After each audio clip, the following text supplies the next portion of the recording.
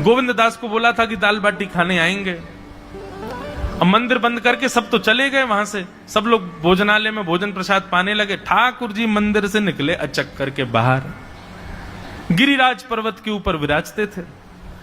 जैसे ही बाहर निकल करके आए तो गिरिराज पर्वत के नीचे ही वही झाड़ू लगाने वाला उन नेत्रों से आंसू बह रहे थे। ठाकुर जी का चिंतन कर रहा था, आज ठाकुर जी ऐसे दिख रहे हैं, सिर पर चांदी का मुकुट पहना है, ठाकुर जी ने आज गुलाब का इत्र लगाया है, ठाकुर जी के ऐसे ऐसे मकराकृत ठाकुर जी के कटाक्ष, वो सब चिंतन कर रहा था।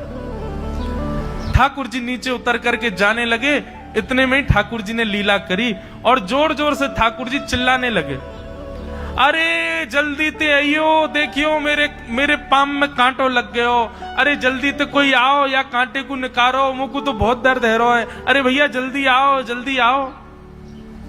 अब ये स्वर जैसे ही सुना उस झाड़ू लगाने वाले ने, उसके नेत्र खुल गए। उसने देखा, बोले कि ये स्वर कहां से आ रहा है। उसने जैसे ही नेत्र उठा करके ऊपर देखा, तियों की माला पहनी है, मकराकृत कुंडल पहना है, चांदी का मुकुट चमक रहा है मस्तिष्क पर, ठाकुर जी के केश घुंघराले लहरा रहे हैं और ठाकुर जी अपनो एक पाम हाथ में पकड़ करके और एक पैर पर लंगड़ी जैसे खेलते हैं ऐसे ठाकुर जी कूद रहे हैं यहां से वहां। नीचे से झाड़ू लगाने वाले लिखे, अरे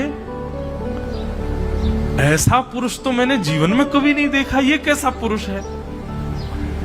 नीचे से ही ठाकुर जी को देखने लगा। अब स्वरूप उसको पता था तो उसने कही ये जरूर ठाकुर जी होंगे, वहीं से प्रणाम करें। ठाकुर जी बोले प्रणाम कर रहा हूं, दारी के जल्दी ऊपर आ, कांटो लगो मेरे पाम में या को निकार। बोलने लगा, बोले मैं ऊपर नहीं आ सकता, गुसाई जी मारेंगे, सब लोग डांटेंगे मुझे। अरे नहीं गुसाई जी ऐसा कुछ ना कहें, ये सब तो बाहर के लोगों ने नियम बना दिए, मैं तो सबसे मिलूं, तू आजा जल्दी ऊपर। जैसे ही ऊपर गया, ज्यों-ज्यों ठाकुर जी के समीप जाए त्यों-त्यों उसके नेत्र सजल होते जाएं। ठाकुर जी के बिल्कुल समीप पहुंच गया। भगवान बोले, देख काई को रो भैया, जल्दी कर, मेरे पाम में कांटो लगो या को निकार। जिन चरण कमलों के स्पर्श के लिए सदा लक्ष्मी लालायित रहती है, ठाकुर जी ने उसकी गोद में अनायास अपने चरण रख दिए। बोले जल्दी कांटो निकार, कांटो लग गो मेरे पाम में। अब वो ठाकुर जी के सुंदर तलवों को अपने हाथ से ऐसे देख रहा है, ढूंढ रहा है कहां कांटा लगा है, कहीं उसको कांटा मिल गया। अब इतने कोमल चरण ठाकुर जी के, उसके नेत्रों से आंसू भी गिरते जा रहे हैं, भाव विह्वल होता जा रहा है। मेरे सौभाग्य की सराहना, ठाकुर जी के इतने समीप। कांटा निकालने के लिए बार बार अपने अंगूठे से खींचे लेकिन कांटा नहीं निकले। ठाकुर जी बोले, अरे जे हाथ ते ना निकलेगो। उसने पूछा कैसे निकलेगा। बोले, अरे मेरो पाम पकड़ के अपने मुंह के पास ले जा और दांतन से निकाल, तब निकलेगा ये। आहा, कितनी कृपा की ठाकुर। कृपा की न होती जो आदत तुम्हारी, तो सूनी ही रहती अदालत तुम्हारी। उसने कांटा निकाला मुख से। ठाकुर जी बोले, अब चल, मुंह से चलो ना जा रहा। गोविंद दास ने अपनी कदम खंडी में दाल बाटी बनाई है, मुंह ले चल वहां पे। बोला कैसे लेके चलूं। बोले तेरे कंधान पे बैठ जाऊंगा मैं।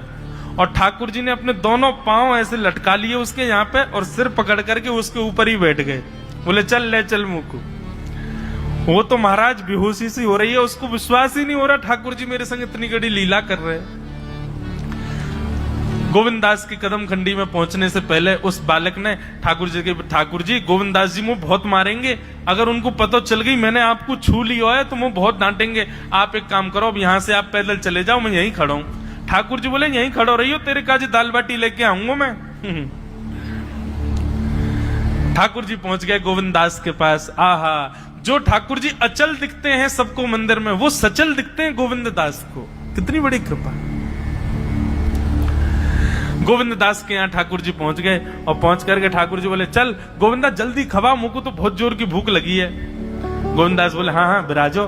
सुंदर व्यवस्था कर दी। ठाकुर जी बैठ गए और बैठ करके सामने पत्तल पर महाराज बाटी रखी, दाल रखी, चूरमा रखी, चटनी रखी, सब बढ़िया सुंदर सजा दी। अब ठाकुर जी पा रहे हैं, प्रेम से पाते जा रहे हैं और पाते पाते बीच में गए, और ला, और जल्दी ला, जल्दी ला।